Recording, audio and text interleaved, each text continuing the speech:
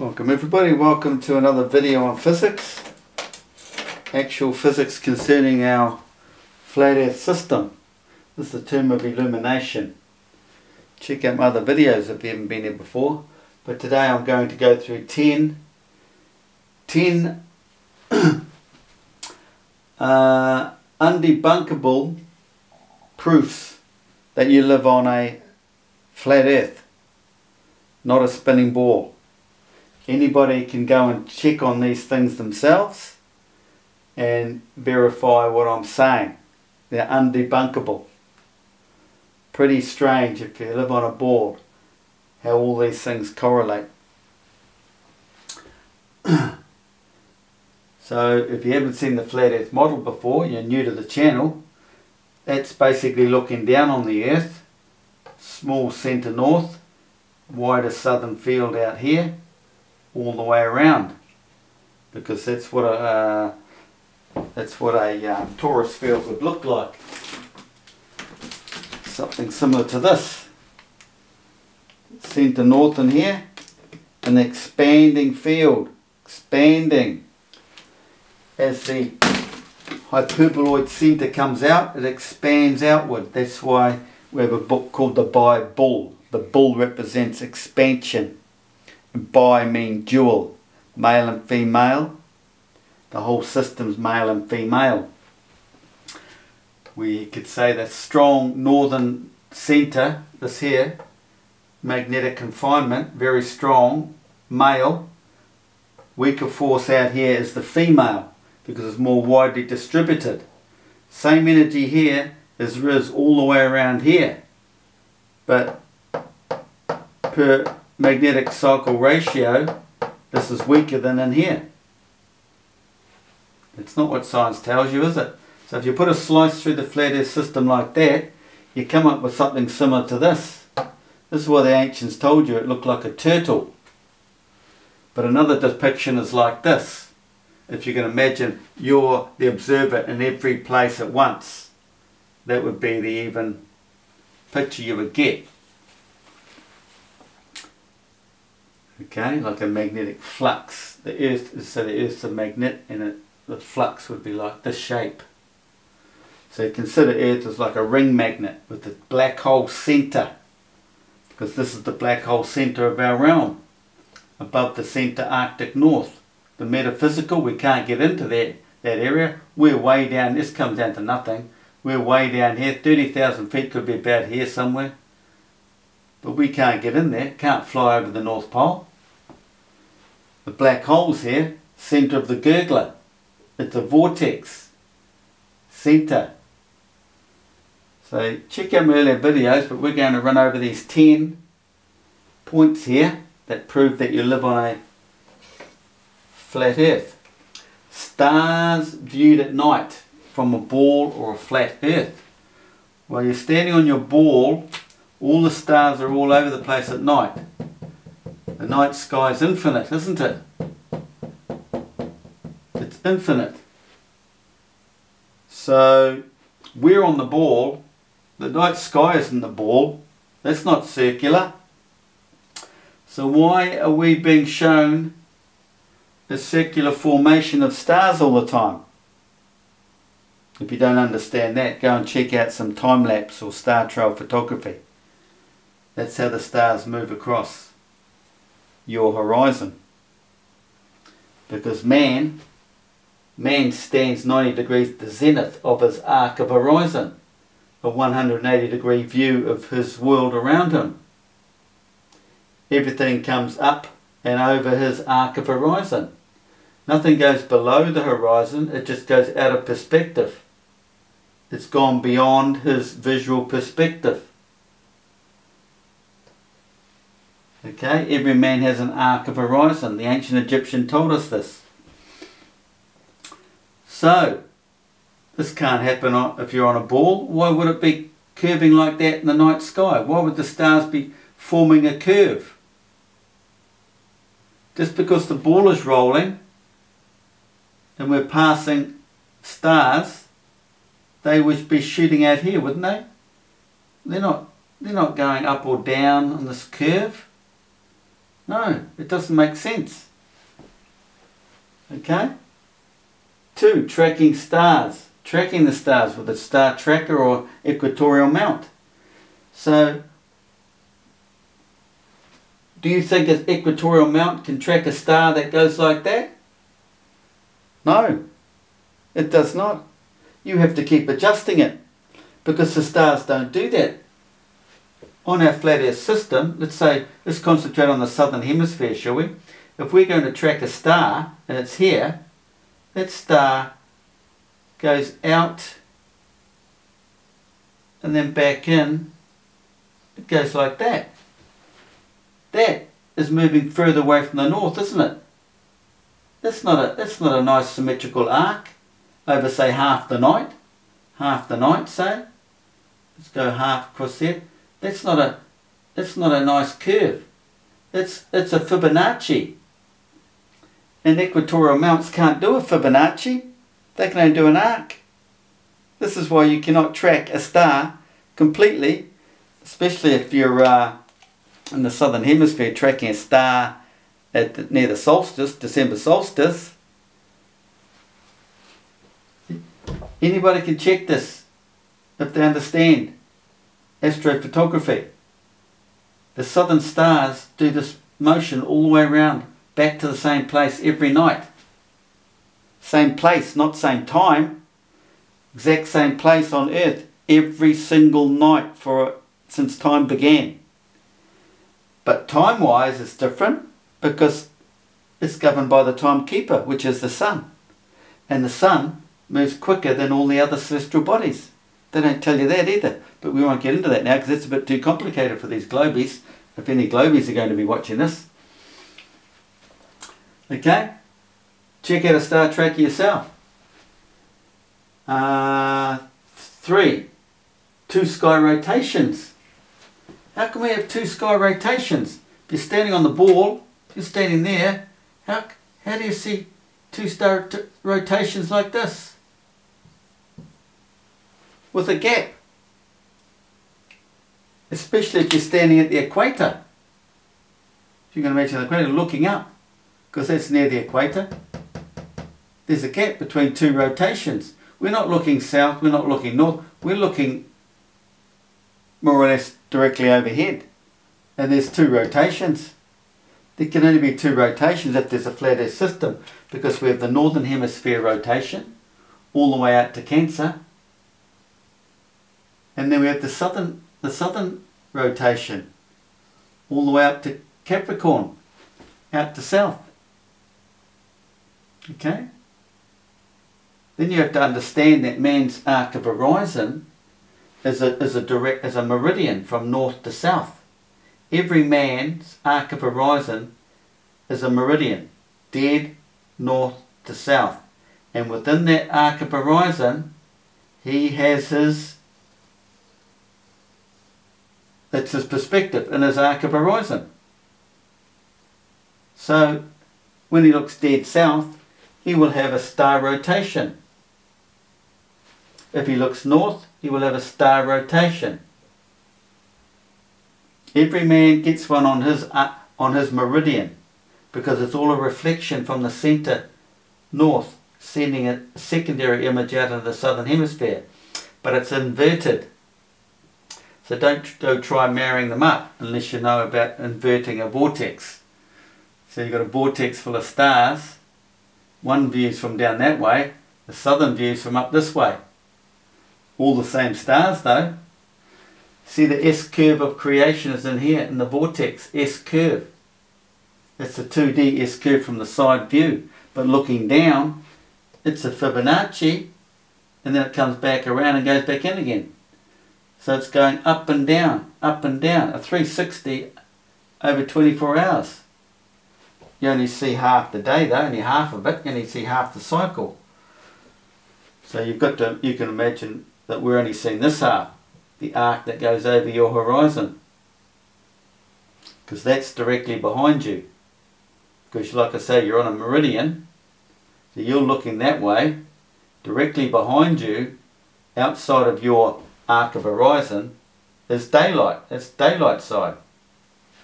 So there's one of these in every position all the way around the south here, no matter where you are on the earth, because it's all projected from the centre point, out on a meridian, out on a meridian, out on a meridian, out on a southern meridian. That's how it works. 4. The southern stars retreat into the tropical gap after the December solstice. Science doesn't tell you that. The 2 rotations, like this. Well, this is the southern hemisphere. Slowly creeps in and overlays under the northern hemisphere.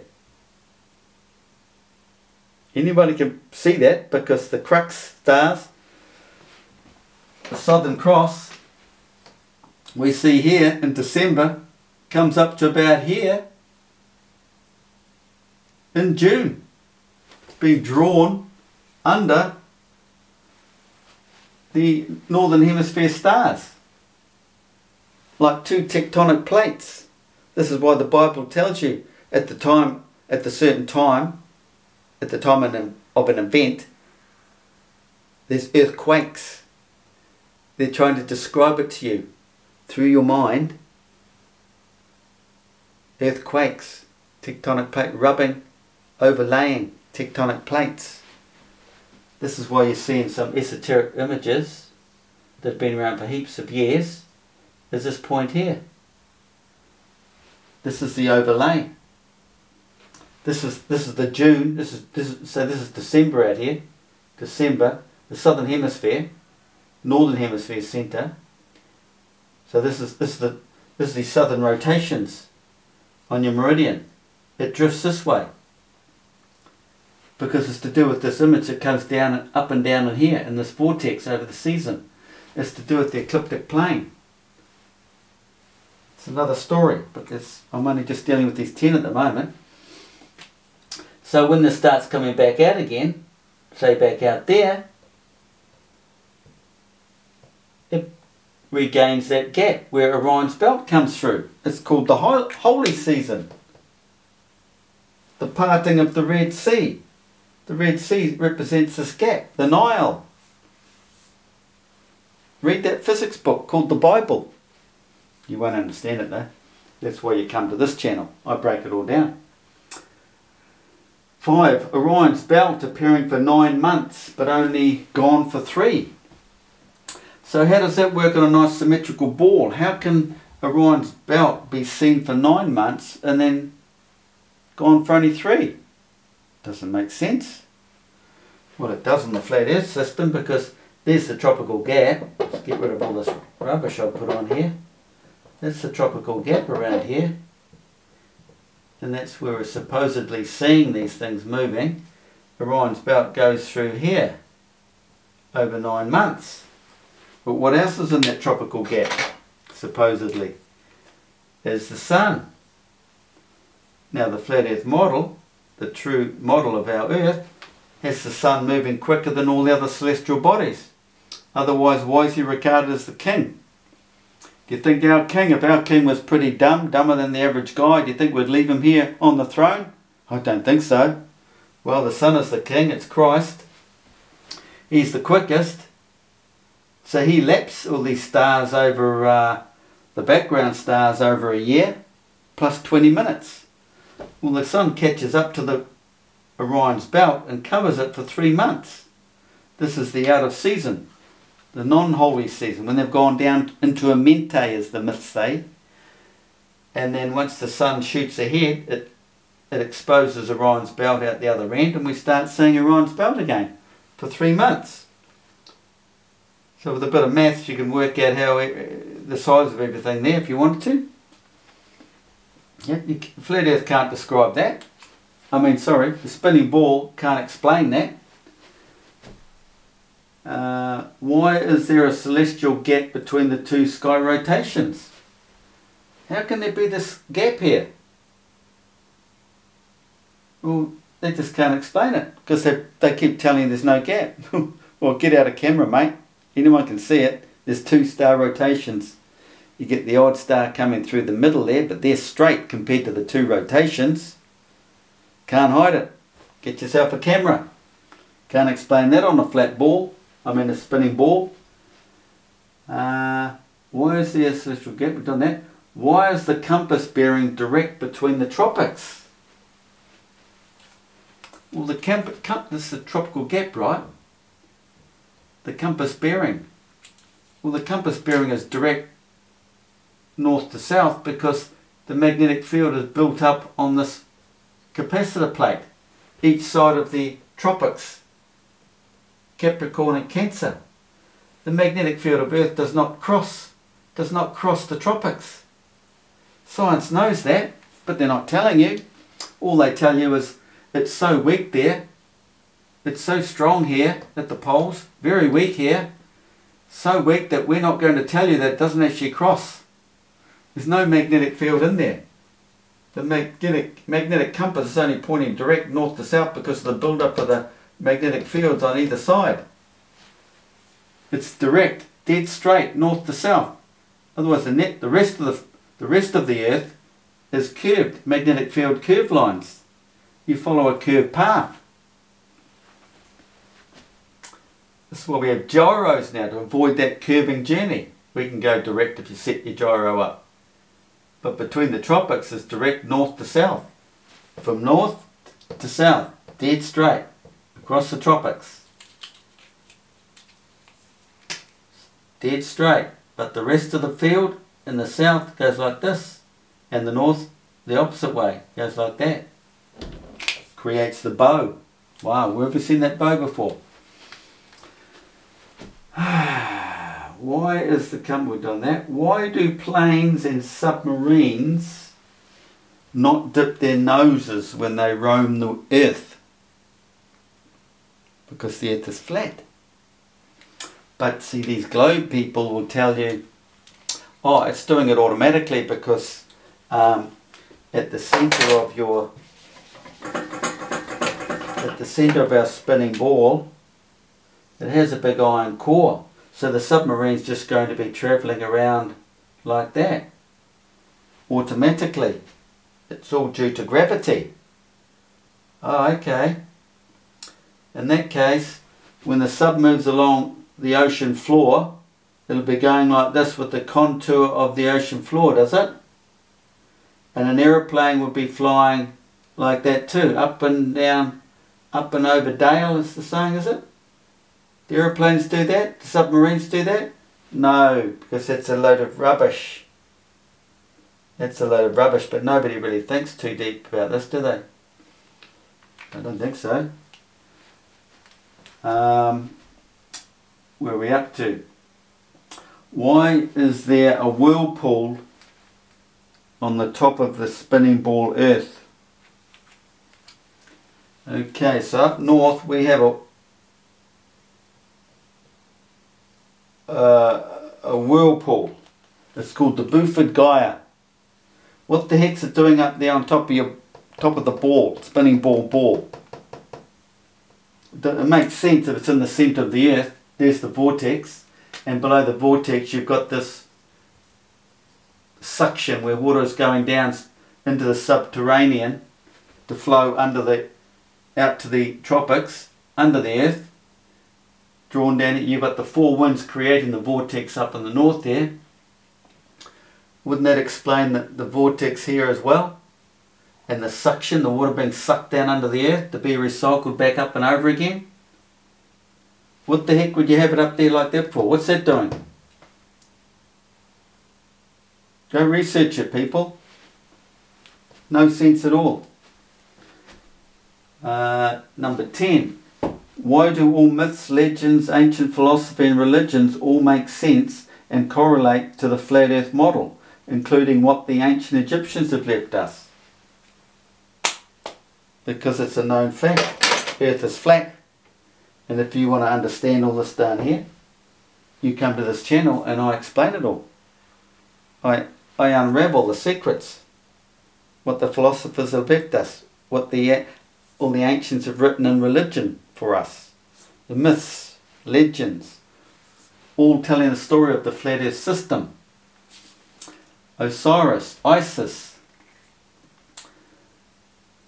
Where's the tomb? Where's all these mystical places that are hidden? All gets explained on this channel. Nowhere else in the world will you find it. The Freemasons understand it, but they don't reveal the secrets. I'm not a Freemason. I'm not a club member. I can say what I want. I can expose it all.